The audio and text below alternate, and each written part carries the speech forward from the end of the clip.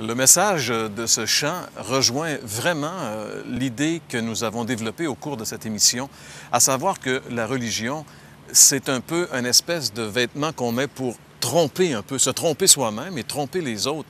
Et comme elle le disait dans le chant, qu'elle cherchait à sourire, elle faisait des efforts, mais c'était pas elle, finalement. Elle jouait un jeu. Et ça, c'est dangereux. Ça, c'est le jeu de la religion.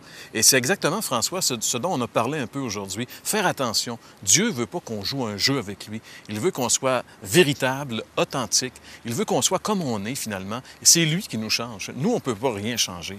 C'est quoi, Jean-Pierre, ton histoire? À un moment donné, tu m'avais raconté une histoire de quelqu'un une religion, manteau, là. Tu te rappelles-tu un peu? Je trouvais ça bon, ça. Ah oui, c'était l'histoire de cette jeune fille qui avait décidé de devenir socialiste et qui était allée, en fait, elle était chrétienne, mais elle était allée dans une convention où il y avait le Parti socialiste était en train d'essayer de gagner des adeptes. C'est ça. Et puis l'orateur disait, le socialisme va mettre un manteau neuf sur l'homme, etc., etc.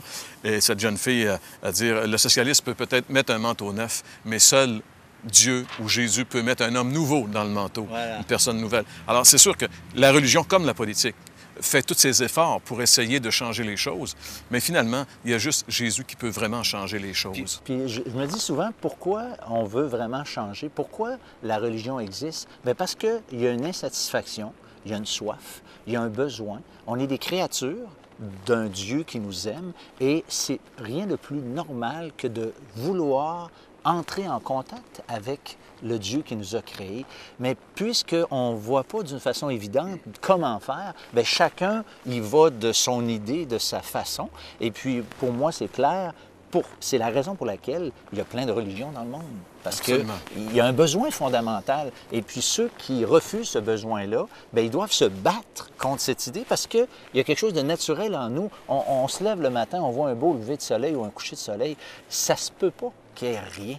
Donc, il y a comme un désir d'entrer en contact avec... La Bible dit, François, que Dieu a mis dans le cœur de l'homme la pensée de l'éternité.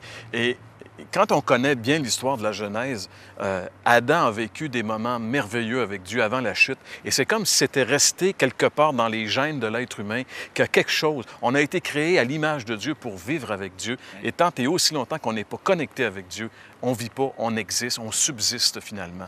Et nous, à l'heure de la bonne nouvelle, ce qu'on veut vous dire semaine après semaine, c'est justement que Jésus est la vie. Et si vous vous tournez vers lui aujourd'hui, vous le recevez comme votre sauveur, vous allez vraiment connaître c'est quoi la vie. C'est notre prière, c'est notre désir. C'est pour ça qu'on est là semaine après semaine. On espère que vous allez demeurer avec nous tout au long de cette série de l'heure de la bonne nouvelle.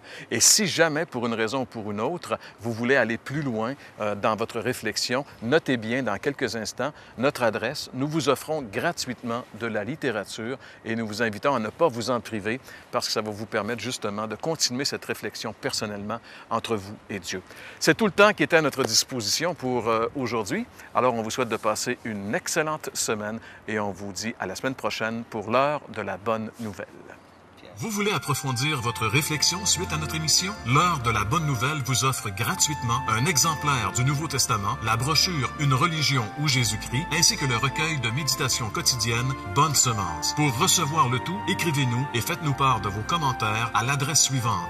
L'heure de la bonne nouvelle, casier postal 2, Saint-Jean-Chrysostome, Québec, G6Z2L4. Vous pouvez également nous rejoindre par courrier électronique hbn@abacom.com. L'heure de la bonne nouvelle vous invite à participer à l'un des nombreux déjeuners de l'espoir. Ces déjeuners ont lieu dans plusieurs restaurants réputés de la province et vous sont offerts gratuitement.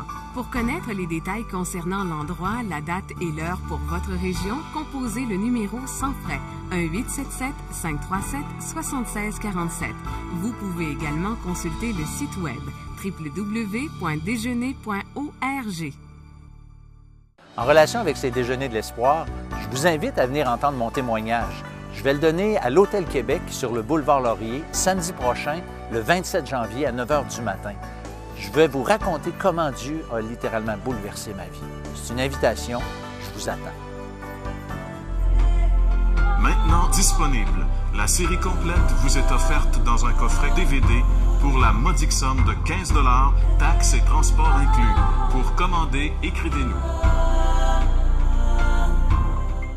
L'heure de la bonne nouvelle est rendue possible grâce au manoir Breakey. La Société biblique canadienne, fière commanditaire de l'heure de la bonne nouvelle.